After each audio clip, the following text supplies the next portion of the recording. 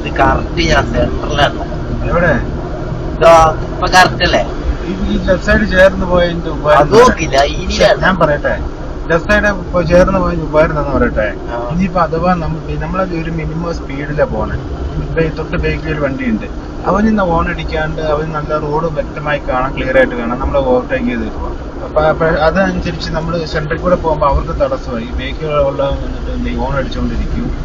അപ്പൊ നമ്മൾ ബൈക്കായാലും കാറായാലും പതുക്കെ, അത്രയൊന്നും ബലം കൊടുക്കേണ്ട ആവശ്യമൊന്നുമില്ല.